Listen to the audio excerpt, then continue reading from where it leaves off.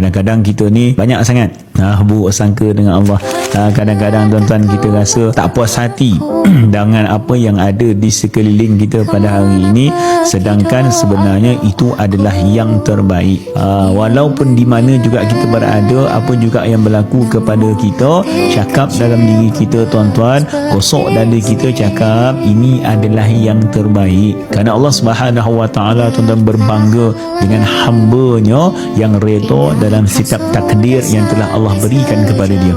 Ketika mana ramai orang mengeluh, ketika mana ramai orang menyalahkan Allah, ketika mana ramai orang tak bersyukur, tiba-tiba ada seorang hamba-Nya yang menyatakan, ya Allah, terima kasih, ini adalah yang terbaik yang telah Engkau berikan kepada aku. Tuan-tuan percayalah, ketika itu pandangan Allah kepada kita penuh dengan kasih sayang. Sebab Allah bukan sekadar mencipta kita, tapi Allah telah mengaturkan takdir yang baik untuk kita tuan-tuan, sehinggalah kita masuk ke dalam syurga bertemu dengan Dia.